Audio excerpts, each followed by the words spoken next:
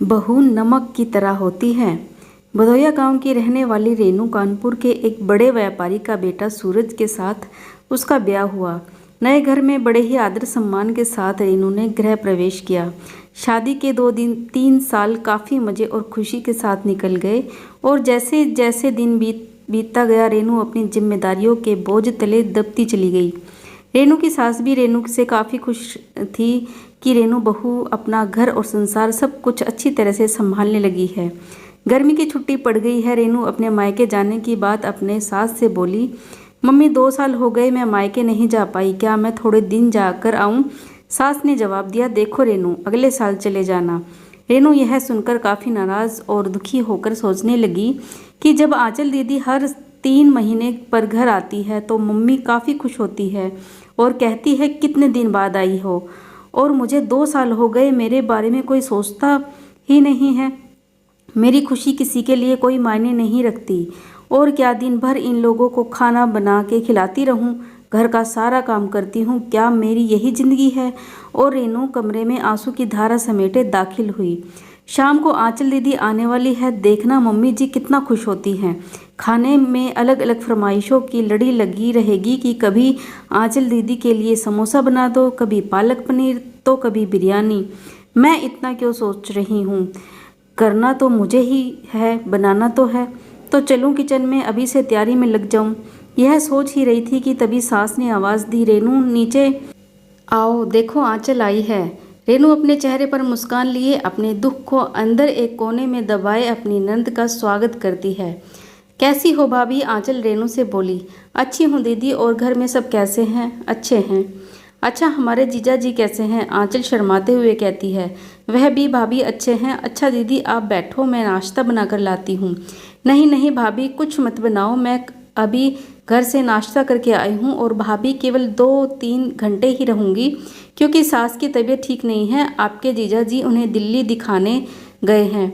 तो वो बोले तुम अकेली यहाँ क्या करोगी, एक काम करो, तुम अपने मायके जाकर सबसे मिलकर चली आओ। सो मैं आ गई, मुस्कुराते हुए रेनू ने जवाब दिया। अच्छा दीदी रुको, मैं खाना बना देती हूँ, आप खा भी लीजिएगा, और जीजा जी और आपके सास के लिए खाना भी बांध कर दे दूंगी।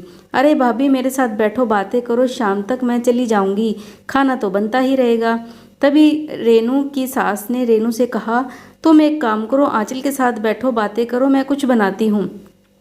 जी नहीं मम्मी जी, मैं बनाती हूँ, आप दीदी से बात कीजिए। तभी कहा आंचल ने कहा, कोई बात नहीं, आप खाना बनाओ और मैं आपसे बातें करूँगी, थोड़ी मदद हो जाएगी, यह ठीक रहेगा। क्यों क्यों माँ? रेनू की सास बोली, ये भी सही है। रेनू और आंचल किचन में प्रवेश करती है और काफ़ी देर तक हंसी मजाक करते करते खाना भी तैयार हो जाता है। आंचल खाना खाने के बाद शाम को अपने घर चली जाती है। रसोई को समेटकर रात को अपने कमरे में रेनू गई तो सूरज ने कहा कि रेनू तुम काफ़ी थक गई हो, आराम कर लो। हाँ मुझे आराम कहाँ, तुम्हारी माँ तो बस यही चाहती है कि मैं मायके ना जाऊँ। आंचल दीदी 1-2 घंटे के लिए आती हैं, लेकिन मिलकर तो जाती हैं, उसमें क्या, तुम भी चली जाओ। रेनू सूरज ने कहा, और देखो रेनू, दीदी भी कहाँ आ पाती है।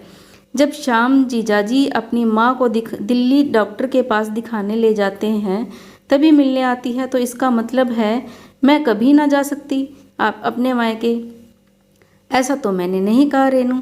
अच्छा तुम शांत रहो, मैं कल माँ से बात करता हूँ, तुम अपने मायके चली जाना, ठीक है?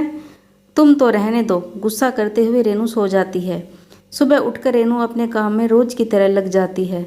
दोपहर में वर्मा आंटी रेनू की सास से मिलने आती है और काफ़ी देर तक बातें करती है। तभी वर्मा आंटी रेनू की सास से पूछती है कि आंचल की माँ, ये बताओ कि बहू और बेटी में क्या फ़र्क समझती हो? रेनू इस सवाल का जवाब का इंतजार कर रही थी कि मम्मी जी का इस पर क्या जवाब होगा। रेनू की सास ने मुस्कुराते हुए कहा, बेटी कैसी भी हो पर वह मीठी होती है, बहू नमक की तरह नमकीन होती है। यह सुनते ही रेनू निराश होती है और दिल में काफ़ी दुखी हो जाती है। वर्मा आंटी चली जाती है। काफ़ी देर तक रेनू यह सोचती है कि मैंने मम्मी के साथ क्या बुरा किया है, मम्मी मेरे बारे में ऐसा क्यों सोचती है, और अब घर में निराश रहने लगती है।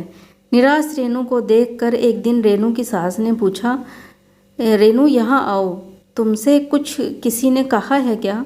या सूरज ने कुछ बोला है क्या? कुछ नहीं मम्मी जी, रेनू के आवाज़ में दर्द था।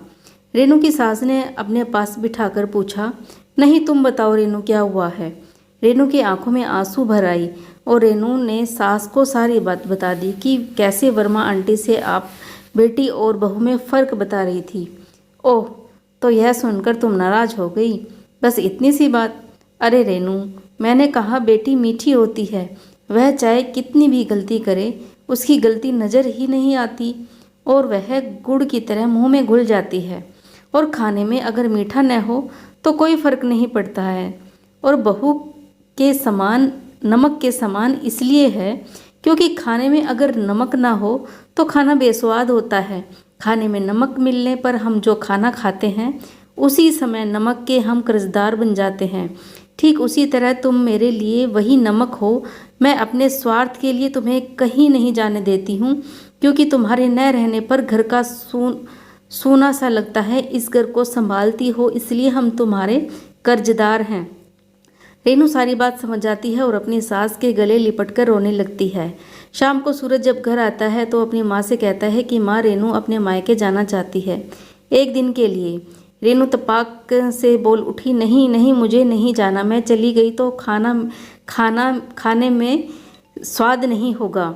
सूरज को कुछ समझ नहीं आया। कल रात मायके जाने के लिए तो तुम इतनी उतावली थी, अचानक तुम्हें क्या हो गया? सूरज सोचने लगा, इन औरतों को समझना मर्दों के बस में नहीं है। रेनू की सास रेनू के सर पर हाथ फेर रही थी और सूरज एक टक रेनू और अपनी माँ को देख रहा था। तो दोस्तों, कैसी लगी आपको ये कहानी? पसंद आई हो तो वीडियो को लाइक, शेयर और सब्सक्राइब जरूर कीजिएगा। मिलते हैं ऐसी ही एक और कहानी के साथ, तब तक के लिए जय माता दी।